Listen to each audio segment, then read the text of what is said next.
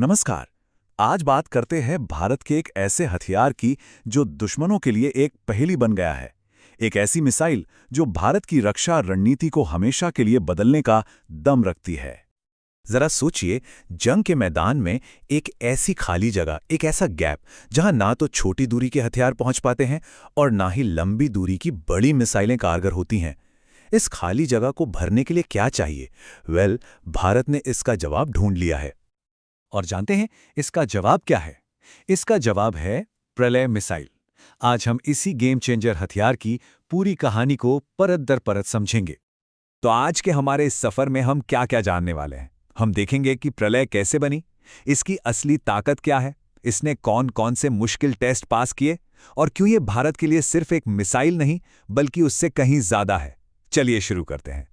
प्रलय मिसाइल को पूरी तरह से समझने के लिए हमें पहले उस सोच को समझना होगा जहां से इसका जन्म हुआ। ये कहानी शुरू होती है भारत के एक बहुत बड़े सपने से, आत्मनिर्भरता का सपना। देखिए, मेक इन इंडिया सिर्फ एक सरकारी योजना या नारा नहीं है, ये एक मिशन है।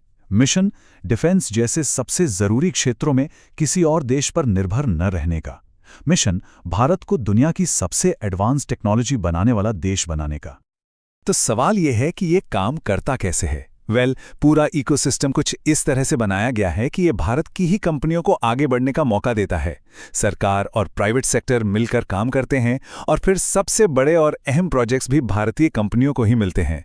और इन सब का मकसद सिर्फ एक है, आत्मनिर्भर भारत।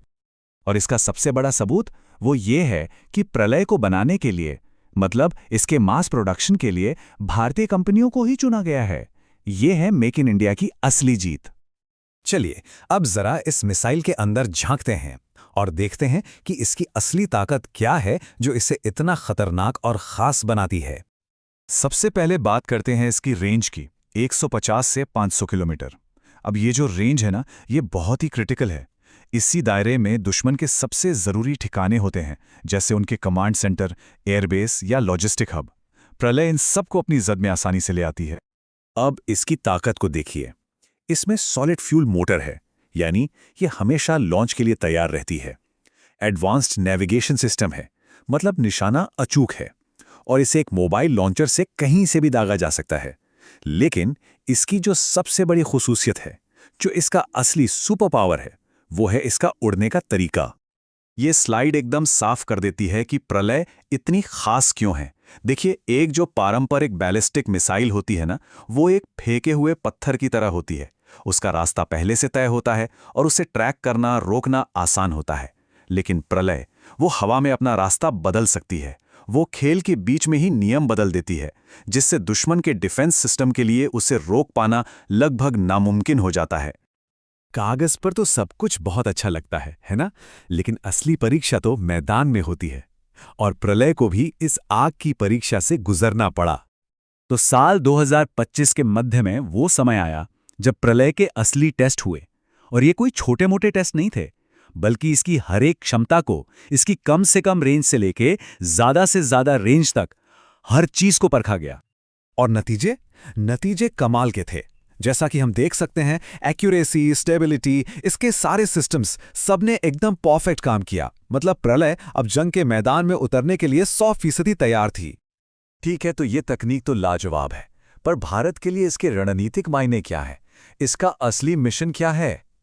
प्रलय को एक बहुत ही खास मकसद के लिए बनाया गया है, और वो है भारतीय सेना की ताकत में उसे खास कमी को पूरा करना जो सालों से महसूस की जा रही थी। इस टेबल को जरा ध्यान से देखिए।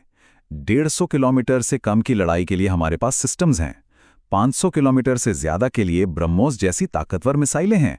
लेकिन बीच में 150 से 500 किलोमीटर का एक गैप था। प्रलय ठीक उसी खाली जगह को भरने के लिए आई है, जिससे हमारी सेना को हर दूरी पर हमला करने का एक सटीक विकल्प मिल गया है। तो कुल मिलाकर फायदे क्या हुए? सबसे पहले इसने उस रेंज गैप को भर दिया। दूसरा, इसने हमारी पारंपरिक हमला करने की ताकत को कई गुना बढ़ा दिया। इसकी गतिशीलता और रास्ता बदलने की काबिलियत इसे दुश्मन के हमलों से बचाती है। और सबसे जरूरी बात, इसे आर्मी और एयरफोर्स दोनों मिलकर इस्तेमाल करेंगी। लेकिन रुकिए, प्रलय की कहानी सिर्फ एक हथियार तक ही सीमित नहीं है। इसका असर इससे कहीं ज्यादा गहरा और दूर तक जाने वाला है। ये जो लाइन है ना, ये प्रलय के असली मतलब को बखूबी बयां करती है।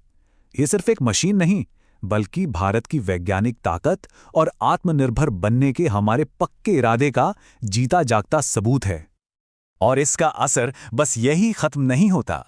प्रलय जैसा एक बड़ा प्रोजेक्ट पूरी डिफेंस इंडस्ट्री के लिए एक चिंगारी का काम करता है। इससे जो नई टेक्नोलॉजी बनती है, चाहे वो गाइडेंस सिस्टम हो या रॉकेट मोटर, वो भविष्य के दूसरे हथियारों को बनाने के लिए भी रास्ते खोलती है। तो सबसे जरूरी बात जो हमें समझनी है वो ये है कि प्रलय सिर्फ एक हथियार नहीं है।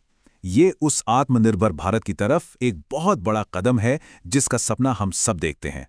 ये एक ऐसे मजबूत डिफेंस इकोसिस्टम की नींव है जो पूरी तरह से भारतीय है और दुनिया में सबसे एडवांस्ड भी।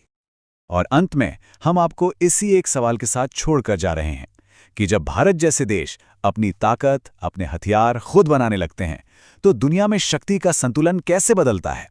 ये एक ऐसा सवाल है जिसका जवाब हमें आने वाले समय में ही मिलेगा।